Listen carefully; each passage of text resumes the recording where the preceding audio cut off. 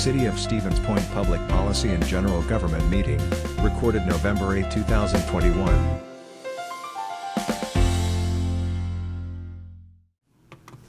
Okay, I'd like to call the Committee on Public Policy and General Government to order. Please take the roll, clerk. Leek. Here. Christensen. Here. Keemer. Here. Kneebone. Here. Fischler. Here. Okay, all present. So we have a quorum. Next up, item 2, the license list, which includes a change of scheduled agent for Shield Sales Corporation, 2201 Madison Street, from Cassidy McLennan is replacing Corey Cordis. B, Class A liquor Class A, beer license for Festival Foods at 1600 Academy Avenue, and license C, or item C, Class B beer, Class B liquor license at the Holiday Inn Convention Center at 1001 Amber Avenue, beginning November 15th, 2021. I believe we can take these all together. First, I guess I need a motion. That's right. Motion to approve the license list, Alder Keeman. I'll second that. Who was Alder that? Fischler. Oh, Alder Fischler, thank you. Okay. Any discussion on this from the council? Is a Class B license for Holiday Inn, is that a renewal of an existing license? It's an ownership change. Ownership change, okay. Thank you. Okay. Any other comments or questions from council? Any concerns from the police department? No concerns. Any comments or questions from the public? That being the case, I will call the vote. All those in favor, oh wait, are we doing a roll call? Yeah, okay. All those in favor, signal by saying aye. Aye. Aye. Opposed? Abstentions? Motion passes. Mr. Chairman, it might be a good idea to know that none of this is official until council acts on it next Monday. Yes, that's right. Yes, it goes through, yes, that's actually right. So the, I guess the November 15th thing for Holiday Inn will not be official in time. Or wait a minute, what is the, no, today's the 9th. So it'll be the date of the meeting, It that's will be right. the day of the meeting, yes. That's right, okay.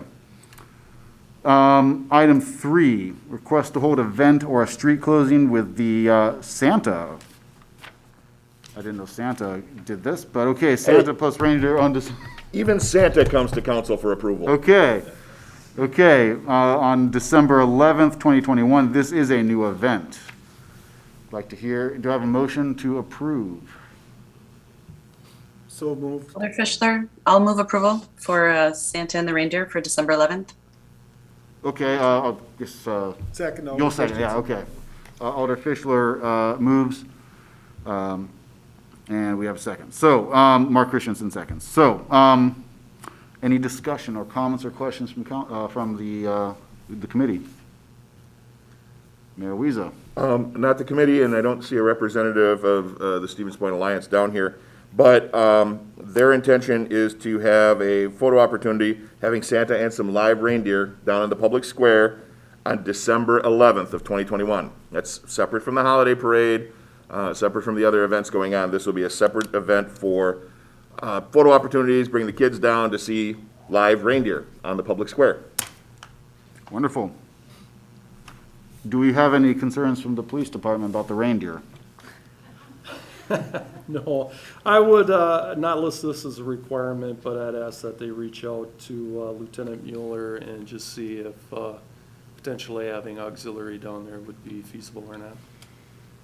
Understood. Any comments or questions from the public? I have a question. Alder Fischler.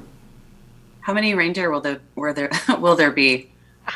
8 plus Rudolph, duh. The whole team, or? I really don't know. I think they're still trying to hammer out the details, but several.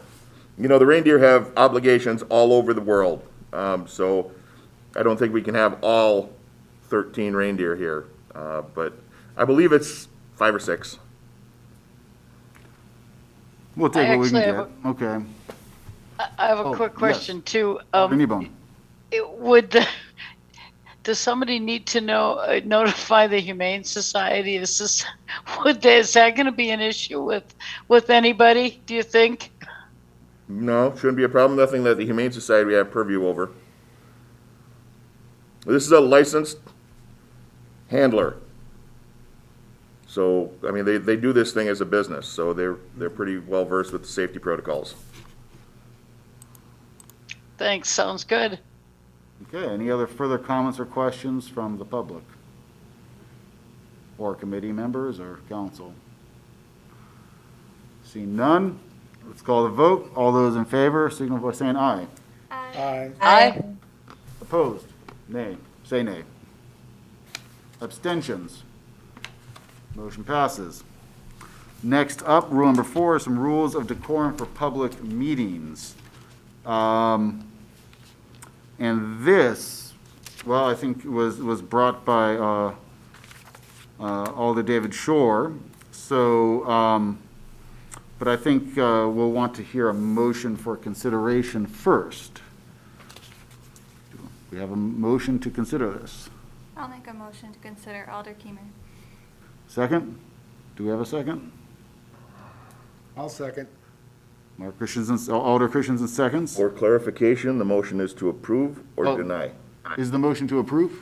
Motion to approve. Okay, yes. Okay. Discussion from committee members first. Or comments. Okay, anyone from council want to comment? Alder Shore, please approach the podium. Thank you, Chair, and I suppose I should remark to begin with that I didn't bring this with the expectation that it would be adopted this month, but that we, would look at it and for potential action next month. So, a question that comes up, anytime, whenever any older person wants to do something is, what problem are you trying to solve? And, in this case, I want to make sure that our meetings work as they should, that they serve us well as good, thorough discussions of the issues that we have to make decisions on. One of the emails that I got after the September meeting asked if I was scared of the people speaking against the Business 51 plan, and no, I'm not scared. But this isn't about whether I'm scared. This is about making these meetings a welcoming space for people to speak whatever their views. And I know for a fact that sometimes people don't feel comfortable speaking when there's a crowd on one side being especially forceful. So, like I said, we're here to have the most useful discussion we can. And it's not a battle between sports teams. This isn't a process where we cheer on our team. And I think it would be good to have these rules in place to ensure that everybody has that opportunity and feels welcome. I mean, the other memo does talk about alders making everyone in the public welcome here, and everyone is welcome. I think we do a very good job at that, and the way that I know that we make everyone welcome is all the times that we're here until 11 or midnight or 12:30. That's not because of our own discussions. That's because of the time that we take to listen to everyone. So, I don't know. I'm not sure what the problem is that the other memo is trying to address. But I do know that alders are not prohibited from talking to each other. We're not allowed to have. Point of order, this is talking about the next agenda item. That's right, yeah, I think we'll leave 25. They're separate, okay. Yeah, they are, Okay. this is item 4, the next I one's thought they item were 5. together on the same item, and so I will reserve those comments for then. Thanks. Thank you. And yes, I'm sorry, I got ahead of myself, and you're right, this is not an approval or disapproval, it's not an action item. I guess it's just for discussion, so I guess we need to amend the motion, no? Yes, Point of no, order. is it? Robert's rules require items to be brought forward. This doesn't say discussion only on the agenda. Oh, okay. It says discussion and possible action, and if we're following Robert's Rules of Order, like we've been Yeah. encouraged to do, a motion is required. However, if I could offer a suggestion, Yeah. Mr. Chair, if you choose to not take action on this, you simply vote against the motion. Yeah, that would It make sense. doesn't mean the item fails and you can't bring it back again. Mr. Chairman, I'll withdraw my second. Okay, You can't do that either. Sure.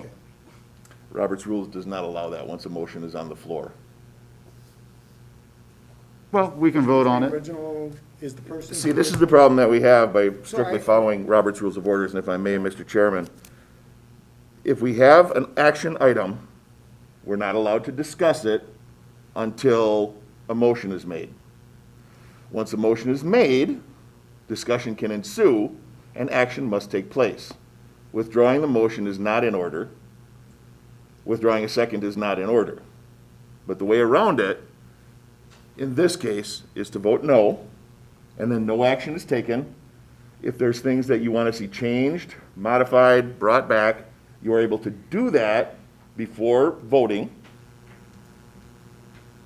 And, well, actually, you can do it after voting too, if you contact the chairperson or the presenters. But in strict accordance with Robert's rules, that's what has to be done. Okay, then I would suggest we continue discussion. Yes, Alder Christensen? Would a motion to table be in order at this No. time? I believe tabling kills it, doesn't it? Yeah. So I think we'll just want to Well, continue You can discussion. table till the following meeting and wouldn't kill it. No, tabling, well, and we have a parliamentarian here, but I can tell you that tabling effectively kills a motion because it has to be brought up again for action at the same meeting. If not, it dies. Could we get a ruling from the parliamentarian? You certainly can. A motion to postpone would also cease discussion. So we want to discuss this, we want to be able to talk about the options, and the way to do that is to, if you're following Robert's rules, make the motion, and then act accordingly on the motion. And Logan, I would certainly appreciate any of your parliamentarian skills. Oh, well, City Attorney Logan, please address the council, or the committee, sorry. In my almost 11 years as a council member and city attorney, I can't remember a single instance of a motion to table ever coming up. However, I think, obviously with regards to our practice of having a motion prior to discussion, at this point, that feels pretty well established. I mean, we've been doing that for probably a better part of a year now. So I think strictly speaking, that would be the way to proceed here. I mean, it sounds like everybody does want to discuss this. Yeah. So it seems like the obvious way to proceed. But if you'd like, I can certainly reference, it'll take me a few minutes here in terms of the function and procedural order with regards to a motion to table. Please do so. Okay. Okay, well, let's just continue discussion. Any further comments from the committee? Any further comments from the public or other alders? Alders, Zarazua, please. Makira Zarazua, District 4 Alder. I guess my comments in regards to this, the meeting that we're concerned about, I do agree that applause can be intimidating to people that have a hard time speaking. We're not trying to in any way keep people from sharing their views, but we have specific ways for people to do that. So they can express whether or not they support an item by the written paper to the mayor. before the meeting, or they're able to speak.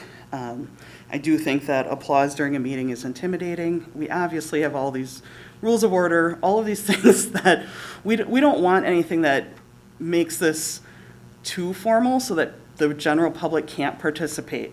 But applause is not, in my opinion, a respectful way to maintain yourself in a meeting. And it's on us to inform people of those rules or expectations. I don't think it's on the public to know that because this isn't their environment generally.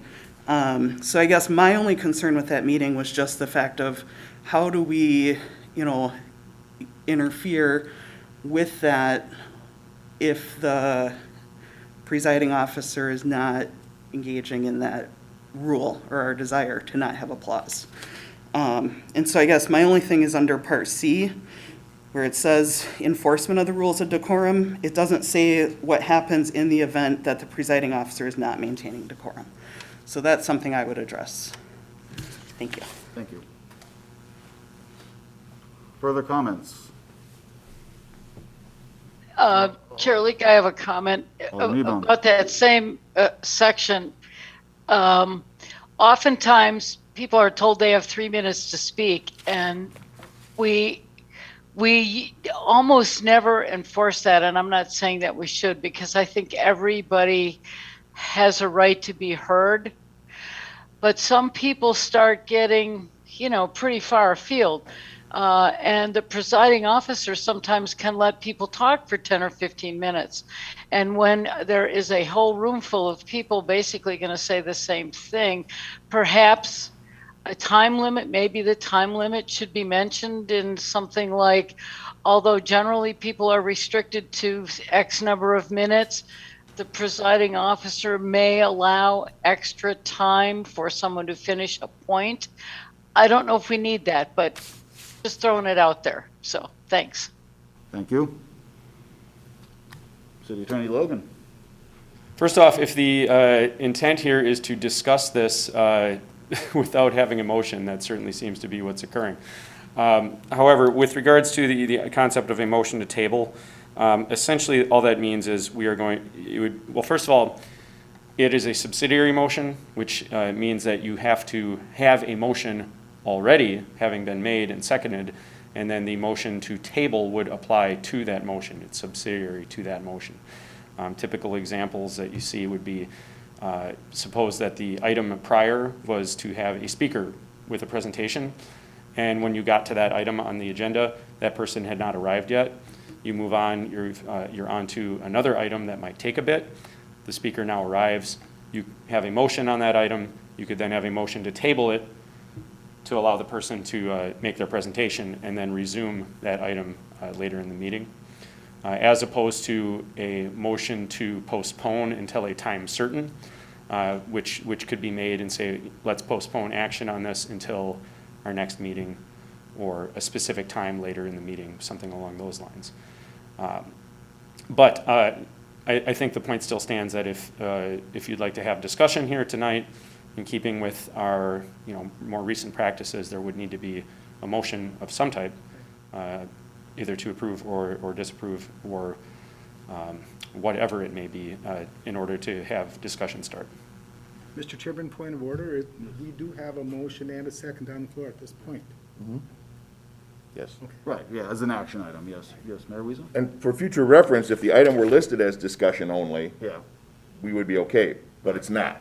okay, It's listed under discussion and possible action. right. But if we voted down tonight, That does not theoretically- preclude you from bringing it back next month, next year, Whenever, okay. whatever. But I would encourage you to discuss it Mm-hmm.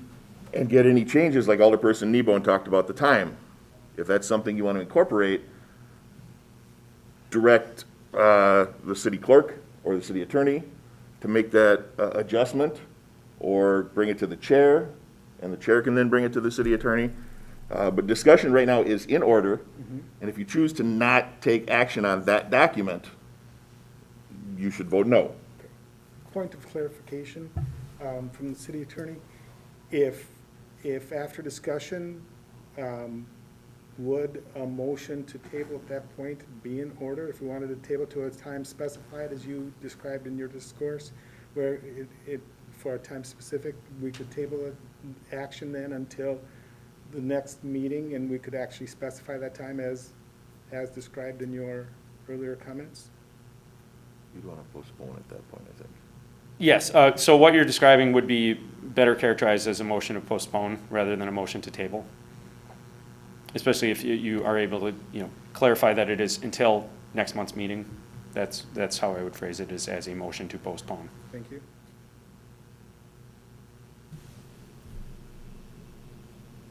You have, Yes, from the public, Mr. Weir. Yeah, Bob Weir, 727 Second Street. Regarding Alder Kneebone's comment, it's already covered in the city ordinance. It's either chapter 1 or chapter 2, I forget, which states basically that the public would have a 5 minutes to make comments, both at common council and also at city meetings, unless the council, and it mentions something about if there's a large audience or whatever, that the chair then, or the presiding officer or the council could reduce the time to 3 minutes or extend the time, but that would require the concurrence of the members present. And that is already in the ordinance. As I say, it's stated either in chapter 1 or chapter 2. Thank you. Thank you, Mr. Weir. you've got President Johnson now. President Johnson. Thank you, Mr. Chair. I just, again, I think this is a great discussion, and thanks. My voice is a little weak here, but my understanding, and this is just a point of order sort of thing, and probably something that can be researched, but my understanding of my Robert's Rules of Order for Dummies, which I have, a motion may be withdrawn prior to a vote.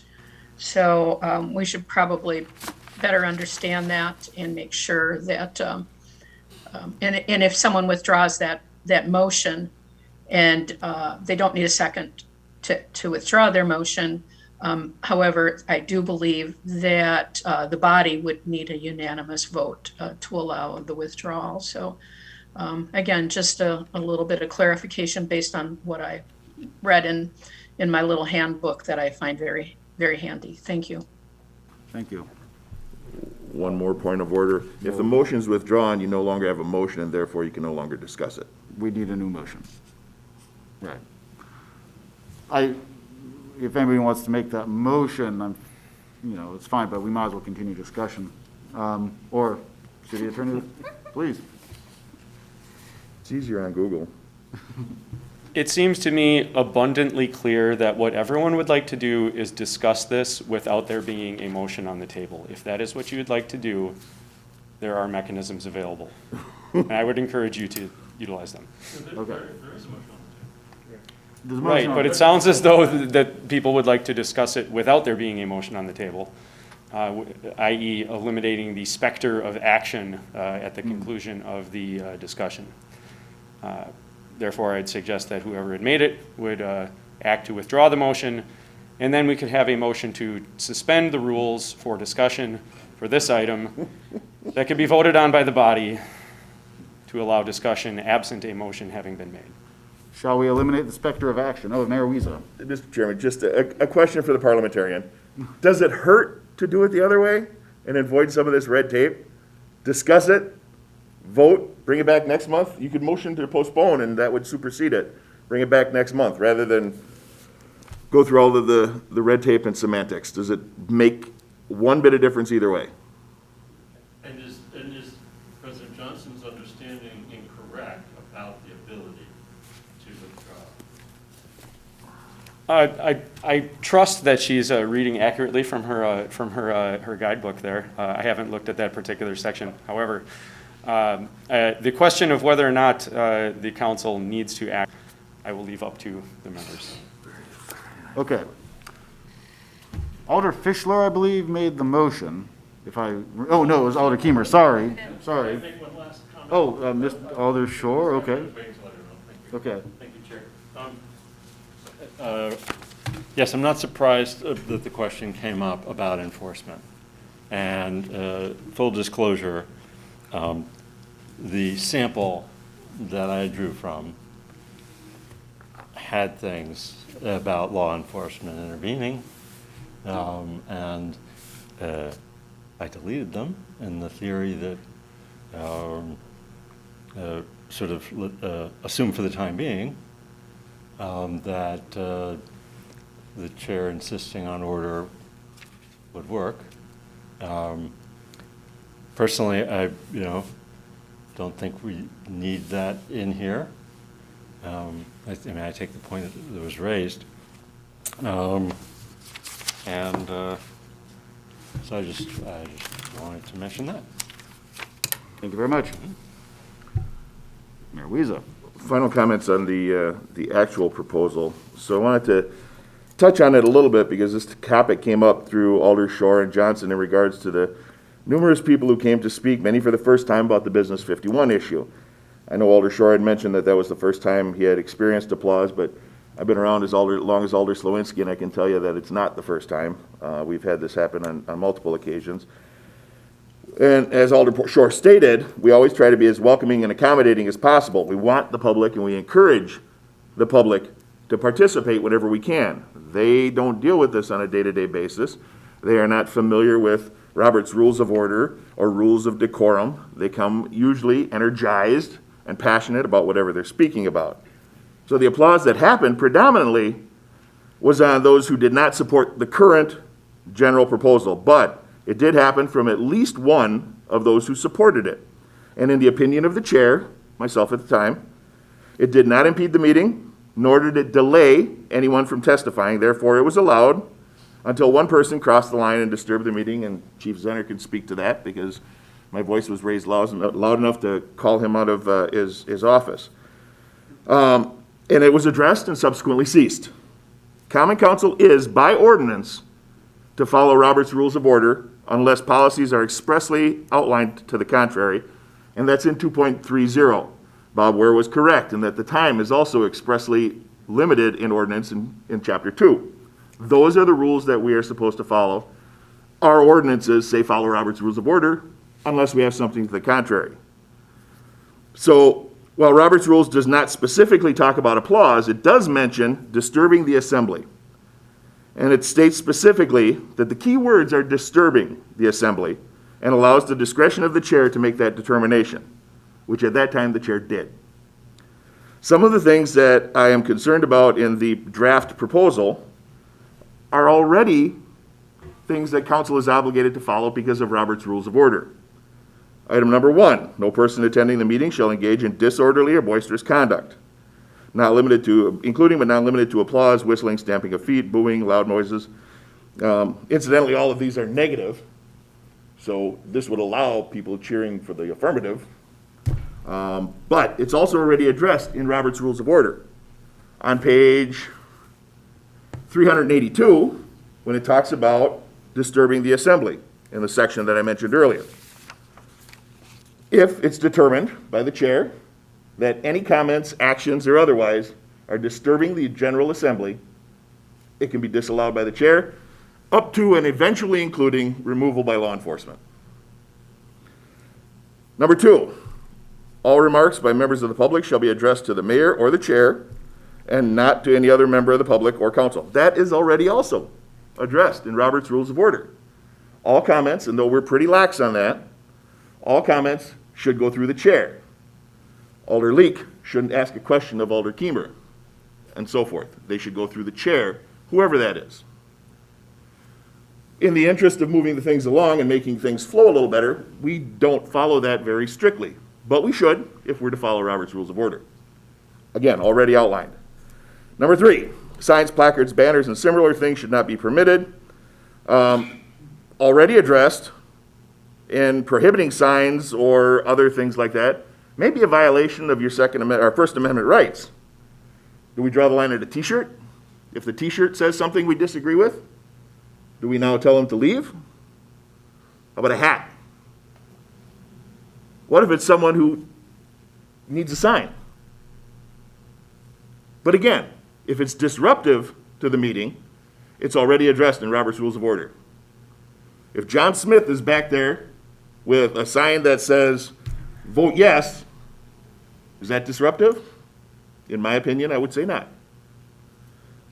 Number 4, all persons attending a meeting should remain in their seats that are provided unless addressing the body or so forth. Okay, well, we've got Alder Shore in the back, Alder Dalton in the back. They're standing. There's chairs available. What if someone can't sit? Alder Shore? I'm sorry, Alder Shore. See, that's what I get for not having my glasses on. Alder Morrow, requiring someone to sit could potentially violate some ADA requirements, and we certainly wouldn't want to do that. But more importantly, is it disruptive? In this case, we've got 2 alderpersons standing. No, it's not disruptive. And disruption is already outlined in Robert's Rules of Order, which we are by ordinance supposed to be following. And then, of course, the last one, all persons attending a public meeting shall obey any lawful order of the presiding officer. Again, already outlined in Robert's Rules of Order. So I was able to attend a meeting of the General Assembly of UWSP's Student Government Association last Thursday. Call it fate, call it destiny, but anybody who's been to an SGA meeting knows that they follow parliamentary procedure better than most, and definitely better than I have followed on any municipal government meeting that I've attended. They're pretty strict when it comes to parliamentary procedure. And I also found it quite relevant that after almost every speaker, the body applauded several times. And when there were other speakers, on occasion, there was a finger snapping, like that, by the members and those in attendance. So, because it was quite fitting that we were going to be talking about it on Monday, I asked the president of the student body what they found out with this, and found that it was a common practice to do these things, as it did not disrupt the assembly. So please don't let an incident of passionate public testimony put us in a position where we knee-jerk into something that says, let's make a rule to follow the rules. The SGA president wrote, the snapping and applause is something we always do. So it's not a common practice. It's definitely not a do-all, be-all, end-all practice. And if we're going to follow Robert's Rules of Order, all of these things in this particular motion are already addressed, and we're required to follow by ordinance. Thank you. Thank you. Further discussion? Oh, no. Yeah, I'd like to Alder Kneebone. make a comment. Without some kind of general guidelines, you start to get into very subjective. My opinion of a sign may be very negative compared to someone else's. If somebody's standing in the back of the room with a sign that has an obscenity on it, is that going to be okay? Is that their Second Amendment right, the First Amendment right? I don't think so. Are you going to allow hate speech on a sign? Whose opinion is the hate speech? If I tend to favor an opinion and I'm the chair, I may allow people to hoot and holler and clap because I don't think that, disrupts the assembly. If I'm not the chair and I oppose that, maybe I think that that's not a good idea. So I think by saying, well, it says in Robert's Rules of Order not to be disruptive, it becomes a very subjective opinion by the chair whether to let certain behavior continue or not. So we just have to be careful that it's applied consistently across the board. And therein lies the devil in the details. Thank you, Alder Kneebone. Further comments? Anyone on Zoom that I'm missing? Not that I see. Oh, wait, Bob Weir's back. Mr. Weir? Yes, again, Bob, we're 727 Second Street. If a member of the committee is an example of what Alder Kneebone was just speaking of, if a person's standing in the back of the room and it appears to be disruptive to a member of that committee, as an example, they could request that the chair do something, is make a statement or request that the person take the sign down. If the chair does not act, that would be basically a ruling of the chair that the sign is appropriate, and that member then could challenge the decision of the chair, and that's, again, you're back to Robert's Rules of Order as to whether the chair's decision is correct. And the members of the committee then would vote and say either the chair, you're right or you're wrong. And again, we're back to Robert's Rules of Order. Thank you. Absolutely correct. Thank you, Mr. Ware. You got President Johnson for the second time again. President Johnson, please. Oh, thanks, everyone, and good discussion. This can be a very complicated area in which to have a conversation. The one thing I want to address, though, is that the mayor indicated that many of the people present, it was their first meeting and they didn't realize. I have had experience with many of the people who were in attendance because they've attend many county board meetings, at which time not only county board, but committee meetings of the county board.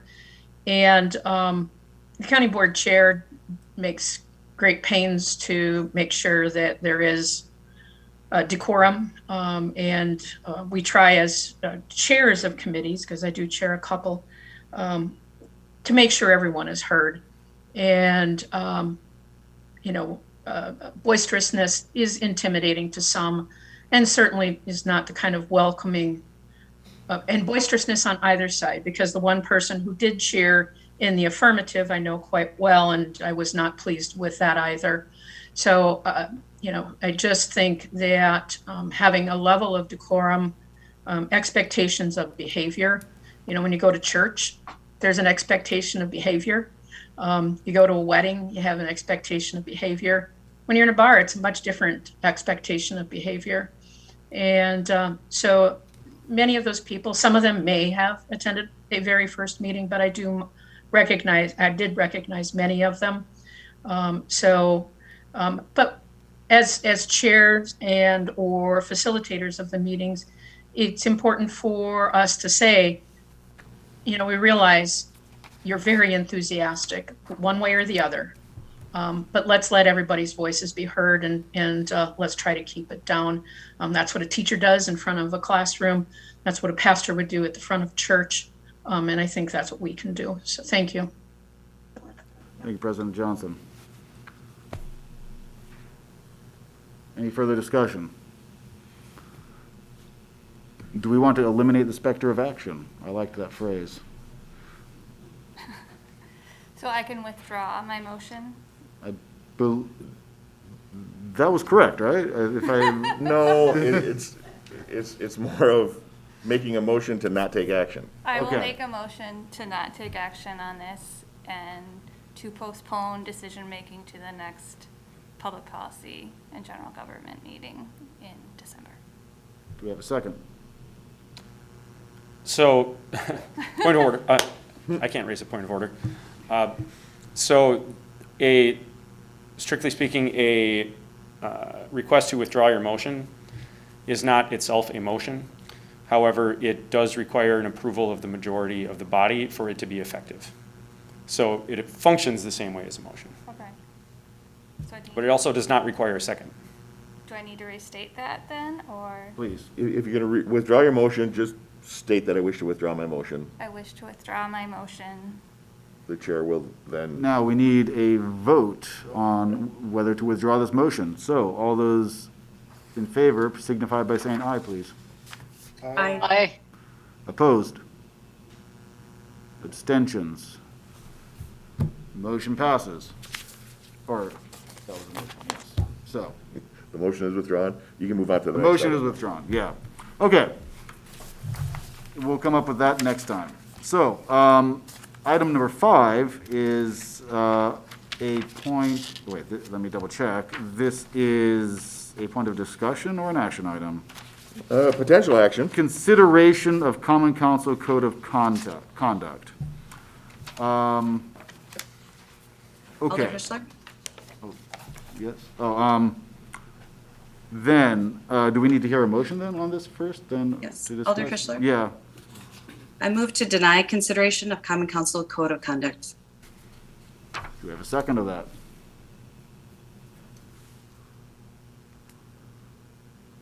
I'm not hearing a second. I'll second. Oh. Alder Kiemer seconds. Okay. Discussion on denying this. Just based on what happened with the previous agenda item, I just felt it was not necessary to move forward with this one. Further comments? Mayor Weasel? So, with all due respect to Alder Fischler, this is separate because it's not already governed by Robert's Rules of Order. This is a code of conduct that isn't defined in Robert's Rules, and after talking with some of my peers at the League Conference, many of them have their own code of conduct. This was meant to be a starting document outlining some of the key points that I think are necessary. As I stated in the memo, there has been concern about decorum and the rules, and in my opinion, and I think others, that they haven't been necessarily applied uniformly. Code of conduct with each other. This hasn't happened recently, but in the past, and I know Alder Slawinski can attest to this, members of the Common Council have been disrespectful, rude, and quite frankly, unacceptable behavior towards other Common Council members. This just states that we will be courteous and do our best to be courteous. I saw the weird look, Alderperson Nebo, and if you need examples, I'll provide those to you at a later time, but you can talk to Alder Slawinski about it too. Conduct with staff, requiring that council members treat all staff as professionals, referring to them respectfully at all times. Stanley Street was a good example of some of the times when staff has been not only challenged, but disrespectfully challenged in a public forum. And it's happened in other occasions with staff members. It may not notice it at the time, but believe me that our staff members do know this. So this is taking a vow that we will treat all staff members respectfully at all times, especially during meetings. If you have criticisms, by all means, bring them to the director's attention, or my attention, being their direct supervisor, ahead of time, so we can try and get them addressed. Conduct towards the public, same rules. Alderpersons need to treat every member of the public in a respectful manner, even when we disagree with them. This isn't far-reaching, but it has happened on occasion. As a matter of fact, going back again to the Stanley Street incident, there was one alderperson who looked another citizen member in the face and said, "I know more than you do." That's not respectful. That should not be acceptable. Conduct towards the media or other government and private entities. I don't think we have too much of an issue with this one, but many of my peers had this in their code of conduct as well. Communication, we've talked about this many times, and if anyone went through the training, you would know that the open records laws in the state of Wisconsin require alderpersons to keep documentation of everything that they do work-related. That includes texts and emails to your personal email account. So if you're using your personal email account, that could be subject to open records. That's why we provide you with a city email account that you should be using. As a courtesy, we can forward it to any email address you want. But that should be your official documentation because that's where we keep records. We keep them backed up for you. If you are comfortable that you won't get an open records request on your Gmail account or that you are very diligent in keeping all of those records, that's okay. But as a general rule, you need to know that all of those records can be requested through the public. So they need to be documented. And then, of course, the conduct at meetings. We've had this happen in person meetings and on Zoom meetings where you have alderpersons eating, drinking, not dressed appropriately. In some cases, I think there were cookies handed out during a meeting, and at one point an alderperson even wore a tiara to the council meeting. If we're going to talk about decorum, we should talk about decorum. And coming into a meeting with a t-shirt, shorts, eating, even if you're on Zoom, that is not professional, nor would it be professional in any other real line of work. So I think it should be addressed. This document isn't necessarily meant to be the be-all, end-all either. It's a starting point. But I think if we're going to talk about decorum and rules, because some of those rules are already addressed in Robert's Rules of Order, this code of conduct does not apply anywhere else. And that's why I brought it forward as a separate item, unrelated to the previous item, to assure the public that we as Common Council members take all of those actions and interactions seriously. And the communication that we have with the public, our peers, our employees, are all going to be done in a respectful and welcoming manner. And that's why I brought it forward. Thank you, Mayor Wiese. Any further discussion on this motion to deny consideration? Alder Fischler. Yes, I would just like to note that we do take an oath when we take office, so we do our best to make sure that we're representing the public in the best of light. So I guess that is my reason also for denying consideration. Thank you. Alder Shore. Yeah, I'm concerned that that this proposal carries the implication of a highly disreputable, dysfunctional, unethical council, and I know that not to be the case. You know, I understand the instances that were cited, but otherwise I think the in the main and overall and largely and almost always we conduct ourselves in a completely correct and proper manner. And so, you know, while maybe there's particular pieces, I don't know, that can be delved into, I don't see a need for this. Thanks. Thank you. Further comments on the motion to deny consideration? Alder Morrow. Oh. Sean Morrow, District 11.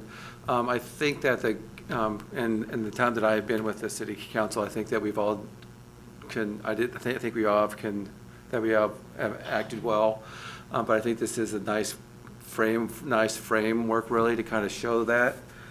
I think the incident that happened with the business business 51, I thought it did get a little bit out of hand, but I thought the mayor kind of like roiled it all in pretty well. Folks were heated. They had a lot of heated passion for it, but I don't think it really got out of hand really. I thought when things did happen, I thought the mayor did handle himself well. I think he did bring everything back into order.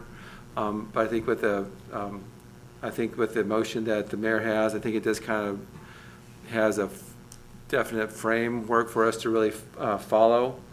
I think that it would be really I think that it would be good. I don't think it would be out of order for us at all, and it would also show the voters that we also have a set of values, and we also have a set of behaviors that we will also follow. I think if we do not act on this, I think this would look very bad. I think it would look very bad upon us, and it would really show an actual disdain for the voters that we have. Thank you. Alder Slawinski. Thank you. Alder Slawinski, 6th District. I guess I just want to make a comment that I find it interesting that the agenda item prior to this was brought forward to pretty much tell the taxpayers that we represent that you better behave yourselves in the meetings. And the mayor pointed it out that those items that were in that agenda item were basically all covered under Robert's rules. This agenda item is not covered under Robert's rules. And I think it's a great idea. I totally agree with Alder Marl. This is a great plan to put in place. If we're already following these, then what's the worry? This ain't gonna hurt anybody. If we're already doing these items that are stated in here, what's the worry? We have no reason not to. At least now we have something documented that we have to follow. That's not covered in Robert's Rules. So I completely support this. Thank you. Thank you. Oh, I believe Alder Kneebone, yeah, wanted to say something. Yes, please, Alder Kneebone. Generally speaking, I try to conduct myself in this way most of the time. We're all human and we make mistakes from time to time. The only issue I have really in the terminology here is in number 6, where it says alderpersons should use video when attending any meeting virtually. Well, I know there's at least 2 alderpersons that call in, and one of whom I've never ever seen virtually. My feeling is if I'm not on that committee, it's better for me to blank my video and just listen until I want to make a comment. And then I turn on my video and unmute my mic. Anyway, just because it makes it a lot easier to know who's on the committee and who's not, if we're all on the screen. And then why not have all the people be on the video too? If they can see us, why shouldn't we be able to see them? Anyway, that's a different story. It just concerns me that some folks aren't going to be able to always have a video image in a meeting. And do we really want to put that in there? So anyway, thanks. I believe I saw Alder Keemer first. And then Yeah, I guess I Alder just Keemer. want to clarify in response to Alder Slawinski. Part of my, I guess, rationale for moving to denial is that I think there could be a universal document about expectations of decorum and code of conduct that encompass everyone in the room, whether that's council members, the chair, the audience, and that instead of having these separate documents, there could be something cohesive. And again, a lot of these rules are outlined in Robert's Rules of Order. I guess what I saw Alder Shore is doing is sort of highlighting for people unfamiliar with the experience. And I guess I saw what Mayor Weasel was presenting is also highlighting what's expected of us. And I felt like Alder Fischler stated that a lot of those rules were covered when I took my oath of office, that I know that I'm expected to do and I'm aware of it. It's, again, just highlighting it for the public that I take that seriously and I support that. So again, I think this is an important issue. It's just, I think there could be one cohesive document that highlights that for the public and for us as a reminder. Thank you. Thank you, Alder Keemer. Alder Zarazua. Thank you. I guess for me, I understand both sides of this, as usual, but I will say this document itself I have concerns about because it's titled as the Common Council Code of Conduct, but there are some very specific things that say alderpersons when really it should be Common Council, which is defined as the alders and the mayor. So just as an example, like conduct towards the public, it specifically says alderpersons will treat every member of the public, but I don't know why we wouldn't just say Common Council will treat every member of the public in a respectful manner. And then also, again, with the conduct in meetings, like it shouldn't just be alderpersons that are identified there. I do agree too that if I'm in a committee meeting and I'm not in that committee, I choose not to have my camera on. So I think that's a fair thing. I don't think that it needs to say in here that any food should be before or after the meeting because I just don't think that should be in a policy that we're writing. And I would say as far as attire that people wear, yes, we are representing our districts, but we also are talking about how do we engage people more in local government, and we do part of that is by not appearing that we're better than anyone. So, I mean, I am a person that tends to dress casually, and I don't think that it's inappropriate. I think that there are some maybe minimum standards, but I don't know that it would be, a t-shirt would be, as was commented, that it wouldn't be allowed in a line of work. I mean, it is allowed in a lot of lines of work. And we've seen people come directly from work to a meeting to speak. A person who becomes an alder might also come directly from their job here to carry out those duties. And then just a typo, because I always am about the typos. In number 1, last sentence, public is misspelled. No way. Did Oh, we it do is. that? My dear, it is. Which one here? Second to last line on number 1. Jesus. And I purposefully went over that to find that because that's a common mistake. Yeah, I'm blaming the clerk's office. Do we have any further comments or discussion on Alder Fischler's motion?